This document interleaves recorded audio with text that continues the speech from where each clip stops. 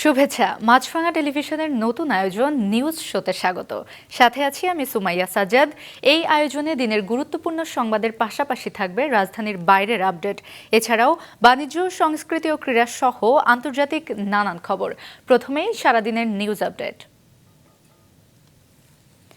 দর্শক, শুরু করছি ঢাকা বিশ্ববিদ্যালয় কেন্দ্রীয় ছাত্র সংসদ ডাকসু ও হল সংসদ নির্বাচনের খবর দিয়ে।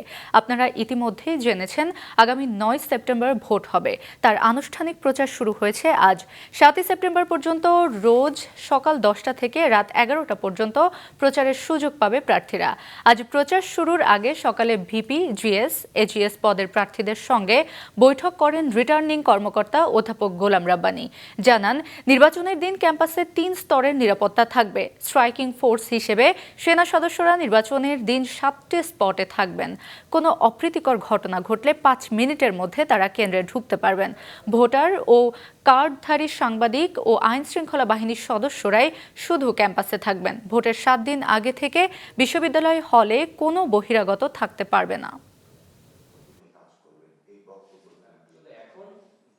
9 তারিখে আমাদের ইলেকশন। 9 তারিখের আগে 7 দিন আগে হলগুলোতে কোনো পর্যায়ে কোনোভাবে বহিরাগত অবস্থান করতে পারবে না। আমরা ভোটের রেজাল্ট সম্পন্ন হওয়া পর্যন্ত আর্মি কর্ডন করে রাখবে। শুধুমাত্র যারা সংশ্লিষ্ট ব্যক্তিবর্গ ছাড়া ভোট কেন্দ্রের ভিতরে গণনার সময় আর অন্য কেউ থাকতে পারবে না। নির্বাচনী কার্যক্রম চলছে আরও 2 বিশ্ববিদ্যালয়ে। এর মধ্যে রাজশাহী বিশ্ববিদ্যালয় কেন্দ্রীয় ছাত্র সংসদ ডাকসু ও হল সংসদ নির্বাচনের মনোনয়নপত্র বিতরণের সময় বেড়েছে 31শে আগস্ট পর্যন্ত। আজ সকাল থেকে প্রার্থীরা উৎসব মুখর পরিবেশে মনোনয়নপত্র সংগ্রহ করেন বিশ্ববিদ্যালয়ের নির্বাচন কমিশন অফিস থেকে। এখন পর্যন্ত মনোনয়ন নিয়েছেন 29 জন। এর মধ্যে ভিপি পদে 2 জন, জিএস পদে 3 জন ও অন্যান্য পদে মনোনয়ন নিয়েছেন আরও 24 জন শিক্ষার্থী। তারা সবাই স্বতন্ত্র প্রার্থী। কোনো সংগঠনের পক্ষ থেকে এখনও কেউ মনোনয়নপত্র নেননি। এদিকে জাহাঙ্গীরনগর বিশ্ববিদ্যালয় ছাত্র সংসদ নির্বাচনের খসড়া প্রার্থী তালিকা প্রকাশ করা হয়েছে। জমা পড়া 276টি মনোনয়নপত্রের মধ্যে যাচাই বাছাই শেষে 20টি মনোনয়নপত্র বাতিল করা হয়েছে। দর্শক, ডাকসু নির্বাচনের সর্বশেষ পরিস্থিতি কিছুক্ষণ আগে জানিয়েছেন স্টাফ রিপোর্টার গোলাম রাব্বানী। ডাকসু নির্বাচন নিয়ে এর মধ্যে বেশ সরগরম অবস্থায় রাজশাহী বিশ্ববিদ্যালয়। আপনারা জানেন যে ডাকসু নির্বাচনের মনোনয়নপত্র অর্থাৎ মনোনয়ন ফর্ম উত্তোলনের সর্বশেষ দিন ছিল আজ, কিন্তু সেটি পিছিয়ে 31 তারিখ করা হয়েছে এবং নির্বাচন ডেটটাও পিছিয়ে যাবে। সে বিষয়ে কিছু বলেননি এখন পর্যন্ত নির্বাচন কমিশনার, কিন্তু যে আভাসটা পাওয়া যাচ্ছে সেই ডেটটি আসলে কবে হবে সে নিয়ে একটি অনিশ্চয়তা দেখা দিয়েছে, বিশেষ করে শিক্ষার্থীদের মধ্যে, যারা কিছুক্ষণ আগে অভিযোগ করছিলেন। অর্থাৎ ডাকসু নির্বাচন নিয়ে যে একটি নির্দিষ্ট স্কেচ ছিল, নির্দিষ্ট তারিখ ছিল, সেই তারিখগুলো সব পিছিয়ে যাচ্ছে এবং এর ফলে একটা অনিশ্চয়তা দেখা দিয়েছে এবং বিভিন্ন সংগঠন এবং বিভিন্ন শিক্ষার্থীরা, যারা সাধারণ শিক্ষার্থীরা, তারা বেশ এ নিয়ে সরব এবং তারা এটি নিয়ে বেশ আন্দোলনের মতো একটি অবস্থায় চলে গেছে এবং যা বোঝা যাচ্ছে যে ডাকসু নির্বাচন নিয়ে হয়তোবা সামনে একটা অনিশ্চয়তার কথা শিক্ষার্থীরা বলছেন এবং সেটি কোন দিকে যায় শেষ পর্যন্ত।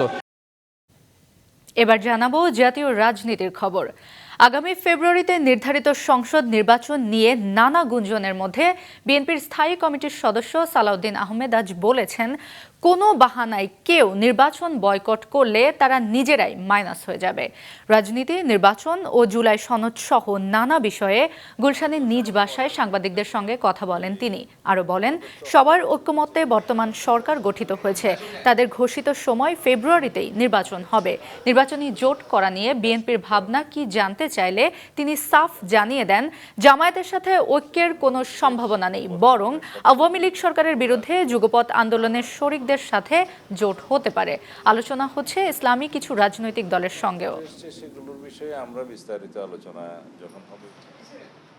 জনপ্রত্যাশার বিরুদ্ধে যে কোনো দল এই নির্বাচনে অংশগ্রহণ থেকে বিরত থাকবে, সেটা খুব স্বাভাবিকভাবে এদেশের জনগণ নিবে না। কোনো যৌক্তিক কারণ যদি থাকে, তারা সেটা সংশ্লিষ্ট সকল কর্তৃপক্ষের সাথে আলোচনা করতে পারে, কিন্তু আগামীর নির্বাচন যারা বয়কট করবে বিভিন্ন ঠুনকো বাহানায়, তারা বাংলাদেশের জাতীয় রাজনীতি থেকে ভবিষ্যতে নিজেরাই মাইনাস হয়ে যাওয়ার একটা সম্ভাবনা থাকবে। আশা করি সেই ঝুঁকি কেউ নেবে না। এদিকে জাতীয় নাগরিক পার্টি এনসিপির মুখ্য সংগঠক হাসনাত আব্দুল্লাহ বলেছেন, ফেব্রুয়ারির নির্বাচনে তাদের আপত্তি নেই, তবে তার আগে সংস্কার ও বিচারের সুনির্দিষ্ট রূপরেখা দিতে হবে। বিকেলে সংসদ ভবনের দক্ষিণ প্লাজায় মায়ের ডাকের আয়োজনে বিগত 15 বছরে গুম নিয়ে 10 দিন ব্যাপী আলোকচিত্র প্রদর্শনী অনুষ্ঠানে গিয়ে তিনি একথা বলেন। আরও বলেন, 5 আগস্ট পরবর্তীকালে রাজনৈতিক দলগুলোর অনৈক্যের সুযোগ নিচ্ছে আওয়ামী লীগ। ফ্যাসিবাদ বিরোধী ঐক্য ধরে রাখার আহ্বান জানান তিনি। গুম কমিশন স্বাধীনভাবে কাজ করতে পারছে না বলেও অভিযোগ করেন হাসনাত। তার স্বামী বা তার বাবা বা তার সন্তান যে বেঁচে আছে নাকি মারা গিয়েছে, এই নিশ্চয়তাটা তাদের নেই। আমরা 5 আগস্ট পরবর্তী সময়ে এই ধরনের সংস্কৃতির আর পুনরাবৃত্তি চাই না। আমাদের হচ্ছে সরকারকে, ডক্টর মোহাম্মদ ইউনূসকে এই বিষয়ে ওনার সুস্পষ্ট অবস্থান ব্যাখ্যা করতে হবে। এবং আমরা শুনতে পাচ্ছি যেটা আরও বেশি আতঙ্কের, যে গুম কমিশন যেটি করা হয়েছে তাদেরকে নাকি স্বাধীনভাবে কাজ করতে দেওয়া হচ্ছে না। এসব নিয়ে বিস্তারিত দেখবেন সন্ধ্যা 7টার মাছরাঙা সংবাদে। স্বরাষ্ট্র উপদেষ্টা জাহাঙ্গীর আলম চৌধুরীর বাড়ি মুন্সিগঞ্জে। সকালে গিয়েছিলেন বাড়ির কাছেই কেরানীগঞ্জে সুভাড্ডা খাল পুনর্খননের উদ্বোধনী অনুষ্ঠানে। সেখানে বক্তৃতায় অকপটে স্বীকার করেন তার নিজ জেলায় ভূমিদস্যুতার তৎপরতা বেশি, তাদের দমাতে সবার সহযোগিতা চান তিনি। বলেন, জলাবদ্ধতা নিরসনে, খাল দূষণ ও দখলকারীদের বিরুদ্ধে কঠোর সামাজিক আন্দোলন গড়ে তুলতে হবে। অনুষ্ঠানে পরিবেশ, বন ও জলবায়ু এবং পানি সম্পদ মন্ত্রণালয়ের উপদেষ্টা সৈয়দা রিজওয়ানা হাসান বলেন, এই প্রকল্পে বেশ কিছু অবৈধ স্থাপনাও উচ্ছেদ করা হবে। এ নিয়ে সবার সহযোগিতাও চান তিনি। আগামী বছরের জুন মাসের মধ্যে কাজ শেষ করার ব্যাপারে আশাবাদ জানান তিনি। এ প্রকল্পে মোট 14.26 কিলোমিটার এলাকা খনন করা হবে। এই এলাকারই আমি বাসি। এই এলাকা হলো বড় সমস্যা, হলো এই এলাকায় ভূমিদস্যুর সংখ্যা খুব বেশি, যেহেতু শহরের এই ভূমিদস্যুদেরকে আপনাদের সবাই মিলে প্রতিহত করতে হবে। আর আপনারা অনেকেই কিন্তু এই ভূমিদস্যুরা কিন্তু খালের অংশ দখল করে নিছে, কঠোর হস্তে তাকে দমন করতে হবে। এই খালটা খুব গভীর করে কাটার কথা ভাবা হচ্ছে। এখান থেকে কিছুটা অবৈধ দখলও আমাদেরকে উচ্ছেদ করতে হবে। আর যেন অবৈধ দখল না হয় সেটা নিশ্চিত করতে খালের পাড়ে আমাদেরকে ঢালাই করে দিতে হচ্ছে।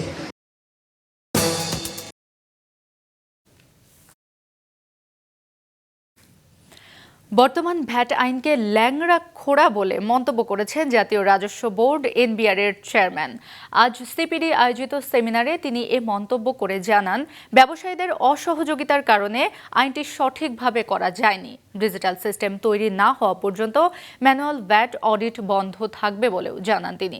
আলোচনায় ব্যবসায়ীরা বলেন, অস্পষ্ট ভ্যাট নীতিমালা, কর কর্মকর্তাদের সীমিত সহযোগিতা, পণ্য ও সেবার শ্রেণীবিন্যাসের জটিলতা তাদের জন্য বড় সমস্যা হয়ে দাঁড়িয়েছে।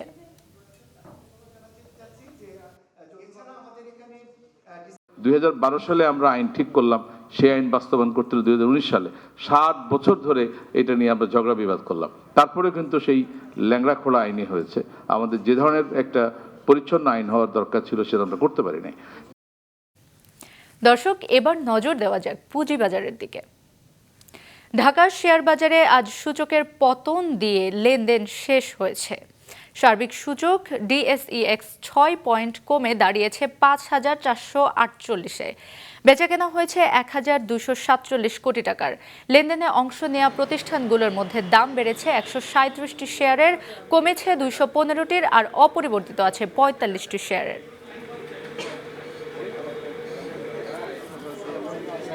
গোপালগঞ্জ সদর থেকে মাত্র 12 কিলোমিটার দূরে বলাকইর বিলে ফুটেছে অসংখ্য পদ্মফুল। শরতের পদ্মফুলের শোভা দেখতে প্রতিদিনই ভিড় করছেন দর্শনার্থীরা। গোপালগঞ্জ রিপোর্টার সাবেত আহমেদের পাঠানো তথ্য এবং ছবি নিয়ে ডেস্ক রিপোর্ট। দূর থেকে তাকালে মনে হয় যেন ফুলের বিছানা। বিল জুড়ে সবুজ পাতার ফাঁকে ফাঁকে ফুটে আছে অজস্র সাদা গোলাপি পদ্মফুল। গোপালগঞ্জ সদর উপজেলার বলাকরই পদ্মবিলের এই অপরূপ সৌন্দর্যের মাঝে কিছু সময়ের জন্য হারিয়ে যেতে প্রতি বছরের মতো এবারও এসেছেন দর্শনার্থীরা। প্রতিদিনই বন্ধু বান্ধব ও পরিজন নিয়ে ভিড় করছেন পর্যটকরা। কেউ নৌকায় ঘুরে বেড়াচ্ছেন, নিজ হাতে তুলছেন পদ্মফুল, কেউ বা ক্যামেরা বন্দি করছেন এ স্বর্গীয় দৃশ্য। ফুল দেখে আমার খুব ভালো লেগেছে। এখানকার ওয়েদারটা অনেক সুন্দর, আর পদ্ম ফুলের প্রাকৃতিক সৌন্দর্য দেখে খুবই ভালো লাগছে। আমার বলাকুড়ের পদ্মবিলে এসে খুবই ভালো লেগেছে। আমার দাদু, মা, বোন সবাই মিলে এসে খুবই ভালো লাগছে। বলাকুড়ের পদ্মবিল এটা অনেক সুন্দর, তাই আমরা মাঝে মধ্যে ঘুরতে আসি। গত বছর আসছিলাম, এবারও আসছি, ভালো লাগতেছে এবার। বিশাল বিলের 50 একর জায়গা জুড়ে জুলাই আগস্ট মাস থেকে শুরু হয় পদ্ম ফুল ফোটা, থাকে অক্টোবর নভেম্বর পর্যন্ত। এ সময় স্থানীয়রা নৌকা বেয়ে আর পদ্ম বিক্রি করে জীবিকা নির্বাহ করেন। এই অঞ্চলের যারা কর্মঠ মানুষ খেটে খায়, তাদের কাজ কর্ম থাকে না, তারা এই নৌকো বেয়ে এবং পর্যটকদের আনন্দ দিয়ে তারা একটা বাড়তি পয়সা আয় করে। এলাকাটিকে পর্যটন কেন্দ্র হিসেবে গড়ে তুলতে জেলা প্রশাসন এরই মধ্যে বিভিন্ন উদ্যোগ নিয়েছে। আমরা আশা করছি এখানে অদূর ভবিষ্যতেই আমরা একটি গোলঘর তৈরি করব, যেখানে একটি এই বিলের মাঝখানে যাতে ওয়াচ টাওয়ার তারা দেখতে পারেন এবং সাথে সাথে সেখানে তারা এটা উপভোগ করতে পারেন। যোগাযোগ ব্যবস্থা ভালো হওয়ায় রাজধানী সহ বিভিন্ন জেলা থেকে জড়ো হন দর্শনার্থীরা। 1988 সালের বন্যায় প্রাকৃতিকভাবে জন্ম নেওয়া পদ্ম আজ হাজারো ভ্রমণ পিপাসুর আকর্ষণের কেন্দ্রবিন্দু। সাদেকুর রহমান সিদ্দিকী, মাছরাঙা, নিউজ শো। শাড়ি পরে মাথায় ঘোমটা দিয়ে পথের প্রান্তরে সাইকেল নিয়ে দুরন্ত গতিতে ছুটছেন এক তরুণী, ঘোরাচ্ছেন প্যাডেল। জীবনের গতি মন্থর হলেও গান আর ছড়া বেঁধে অন্যরকম উচ্ছলতায় কাটছে পাবনার এই নারীর জীবন। রাতুল ইসলাম সুমনের ক্যামেরায় সেই নারীর গল্প শোনাচ্ছেন উৎপল মির্জা। আমার মনটাই অনেক ভালো, পাইলে টাকা দুঃখের জীবন হয়ে। পরনে শাড়ি, দুহাতে শক্ত করে ধরা বাইসাইকেলের হ্যান্ডেল, দুরন্ত গতিতে গ্রাম অঞ্চলের পথে প্রান্তরে ছুটে চলেছে এক তরুণী। কখনো বাইসাইকেল থামিয়ে আপন মনে গাইছেন গান।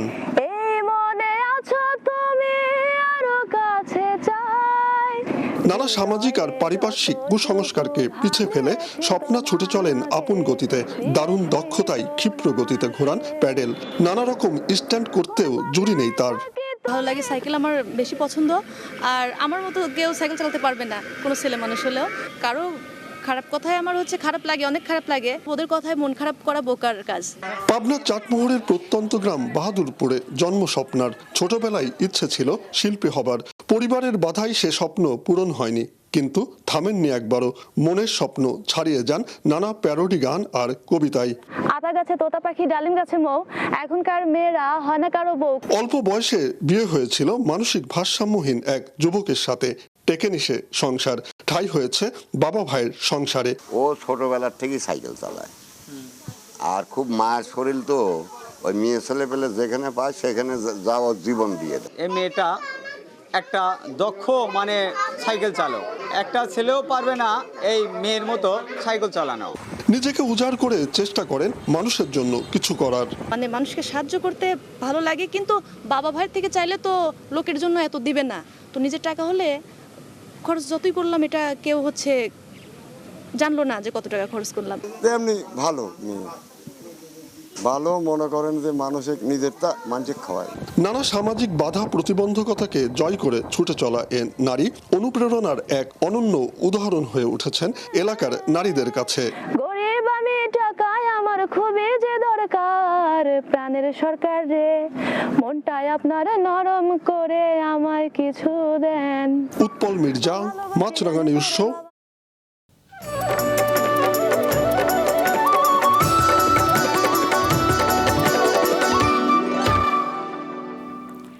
মালয়েশিয়ায় অনুষ্ঠিত আন্তর্জাতিক ফ্যাশন কার্নিভাল ও প্রাইড অ্যাওয়ার্ডসের মিস্টার ইউনিভার্স বিজয়ী হয়েছেন বাংলাদেশের মেয়ে অনন্যা আফরিন।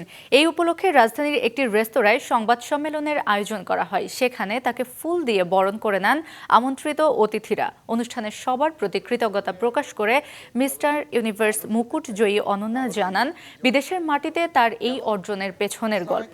সংবাদ সম্মেলনে উপস্থিত ছিলেন গুণী পরিচালক কাজী হায়াত, চলচ্চিত্র প্রযোজক শামসুল আলম, বাংলাদেশ চলচ্চিত্র শিল্পী সমিতির সভাপতি চিত্রনায়ক DA Tayeb, fashion designer Piyal Hossain. আমি বরাবরই ছোট থেকে ট্রাই করি সবাইকে সম্মান করার, এবং উনি যেটা আমাকে শিখিয়েছে এটাও আমার একটা শিক্ষার অংশ। আমি ওনার থেকে একটা শিক্ষা পেলাম যে বাংলাদেশ চলচ্চিত্রে তোমাকে অনেক ভালো হয়ে থাকতে হবে, যেখানে সবার সাথে মিলেমিশে থাকতে হবে, ব্যবহারটা খুব ইম্পর্ট্যান্ট।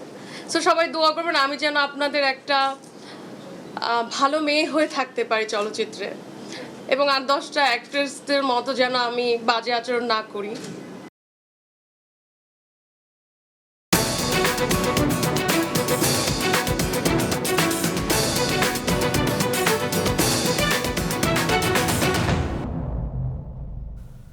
এ মাসে ভারত ও পাকিস্তানে মেঘ বিস্ফোরণ বা ক্লাউড বার্স্টের ঘটনা ঘটেছে। এমন হঠাৎ ঘটনা বহু মানুষের মৃত্যুর কারণ হয়ে দাঁড়ায় প্রায় প্রতি বছরই।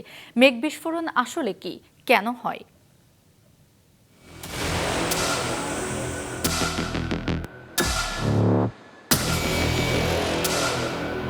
পাকিস্তানের উত্তর পশ্চিমাঞ্চলে ক্লাউড বার্স্ট বা আকস্মিক অতি ভারী বৃষ্টির কারণে সম্প্রতি আকস্মিক বন্যা ও ভূমিধসে 350-র বেশি মানুষের মৃত্যু হয়েছে। কর্তৃপক্ষ বলছে প্রচুর বৃষ্টিতে সেখানে উদ্ধার কাজ ব্যাহত হচ্ছে। দেশটির উত্তর পশ্চিমাঞ্চলে ভারী আরও বৃষ্টির সতর্কতা জারি করেছে সেখানকার আবহাওয়া বিভাগ। ভারতের লাদাখ, উত্তরাখণ্ড আর বাংলাদেশের পার্বত্য চট্টগ্রামেও এমন ঝুঁকি আছে। হঠাৎ করে এত পানি আকাশ থেকে কিভাবে ঝরে পড়ে? ক্লাউড বার্স্ট আসলে কি, কেন হয় আর কতটা ভয়াবহ হতে পারে? ক্লাউড বার্স্ট হলে হঠাৎ প্রচুর পরিমাণে বৃষ্টিপাত হয়, যা বন্যা এবং ভূমিধসের কারণ হতে পারে। ক্লাউড বার্স্টকে মেঘ বিস্ফোরণও বলা যেতে পারে। ক্লাউড বার্স্ট সাধারণ বৃষ্টির মতো নয়। স্বাভাবিক বৃষ্টি ঘন্টায় 10 মিলিমিটারের বেশি হয় না। অন্যদিকে খুব কম সময়ের মধ্যে ছোট একটি এলাকায় ঘন্টায় 100 মিলিমিটারের বেশি বৃষ্টি হয় ক্লাউড বার্স্টের ক্ষেত্রে।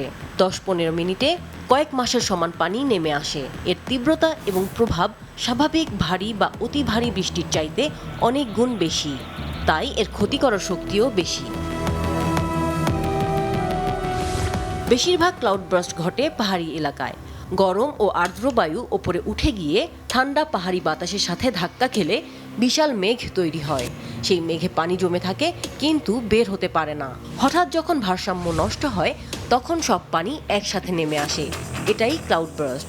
এটি এতই দ্রুত হয় যে তা একটি এলাকাকে দ্রুত প্লাবিত করে ফেলতে পারে এবং ভূমিধসের মতো দুর্যোগও দেখা দিতে পারে। এই জাতীয় বৃষ্টির কারণে পার্বত্য অঞ্চলে প্রায়ই আকস্মিক বন্যা এবং ভূমিধস দেখা যায়। এতে প্রাণহানি এবং বড় আকারে ক্ষয়ক্ষতি হয়ে থাকে। মেঘভাঙা বৃষ্টির পূর্বাভাস দেয়া কঠিন। মেঘ কিভাবে হয়? সহজ ভাষায় ভূপৃষ্ঠের পানি বাষ্প হয়ে বাতাসে ওড়ে, তা উপরে ঠান্ডা বাতাসে পরিণত হয় মেঘে। আমরা ভাবি মেঘ হালকা তুলোর মতো, আসলে কি তাই? প্রশ্ন হলো মেঘের কোনো একটি অংশে কত পরিমাণ পানি থাকতে পারে যে তা এমন ভয়াবহ পরিস্থিতি তৈরি করতে পারে। একটি হিসেব করা যাক। আকাশে প্রায়ই দেখা যায় যেসব ধরনের মেঘ, তাদের একটি হলো কিউমুলাস মেঘ। বিজ্ঞানীদের হিসেব অনুযায়ী এ ধরনের মেঘের 1 ঘনমিটারে আধা গ্রামের মতো পানি থাকে। মেঘের ধরন অনুযায়ী এই পরিমাণটিও কম বেশি হয়, তবে আধা গ্রাম হিসেবেও মোটা দাগে 1 ঘন কিলোমিটার মেঘে 500 টনের মতো পানি থাকে। এ তো গেল খুব সাধারণ মেঘের হিসেব। আর 8 থেকে 10 বর্গ কিলোমিটার এলাকায় বৃষ্টি নামাতে পারে এমন মেঘে সেই পানির পরিমাণ এর কয়েক হাজার, এমনকি লাখ গুণ বেশি হওয়াও অসম্ভব নয়। এই পরিমাণ পানি হঠাৎ একটি ছোট এলাকায় নামলে পরিস্থিতি কেমন হতে পারে তা সহজেই অনুমান করা যায়। আমিনা লুসি, মাছরাঙা নিউজ শো।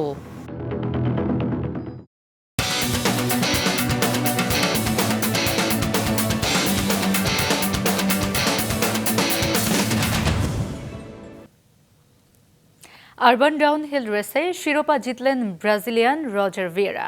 মাত্র 2 মিনিট 37.7 সেকেন্ডে রেস শেষ করেন রজার। দ্বিতীয় ও তৃতীয় হয়েছেন যথাক্রমে জার্মানির ইউহানেস ফিশবাখ ও ফ্রান্সের আদ্রিয়ান লোরেন। ইতালির জেনোয়ার সরু গলি, সিঁড়ি আর পাহাড়ি ঢাল সবকিছু মিলিয়ে যেন এক ভয়ঙ্কর রোলার কোস্টার। আর সেই পথেই সব ভয়কে জয় করে তুমুল গতিতে এগিয়ে গেল বাইসাইকেল রাইডাররা। আরবান ডাউনহিল মাউন্টেন বাইক সিরিজের জেনোয়া সেগমেন্ট ছিল উত্তেজনা আর রোমাঞ্চে ভরপুর। ফরাসি রাইডার আদ্রিয়ান লোরেন শেষ করেন 2 মিনিট 39.4 সেকেন্ডে। তিনি হন তৃতীয়। জার্মানির অভিজ্ঞ রাইডার ইউহানেস ফিশবাক দারুণ গতি ধরে নামলেন, সময় নিলেন 2 মিনিট 39.3 সেকেন্ড। তিনি হয়েছেন দ্বিতীয়। আলো গার্ডেন ব্রাজিলের রজার ভিয়েরা অবিশ্বাস্য নিয়ন্ত্রণ দেখিয়ে তিনি রেস শেষ করেছেন মাত্র 2 মিনিট 37.7 সেকেন্ডে। এটাই তার প্রথম আরবান ডাউনহিল রেস, আর তাতেই চ্যাম্পিয়ন তিনি। I feel amazing, feel speechless. What a run. I did an incredible run. অসাধারণ লাগছে, দারুণ এক রান হলো আমার। সবটুকু দিয়েছি, শেষ লাইন পেরিয়ে বুঝলাম জয় এসেছে। সেই অনুভূতি ভাষায় বোঝানো যায় না। You can explain, it's unreal. এরপর শুরু হয় উদযাপন। শ্যাম্পেন ছিটকে পড়ল চারদিকে। মঞ্চে দাঁড়িয়ে হাসি আর উল্লাসে ভেসে গেলেন রজার ভিয়েরা। আরিফ উদ্দিন নবীন, মাছরাঙা, নিউজ শো। দর্শক, এই ছিল আজকের মতো। আমাদের পরের আয়োজন সন্ধ্যার মাছরাঙা সংবাদ দেখার আমন্ত্রণ রইল। আমাদের সঙ্গেই থাকুন।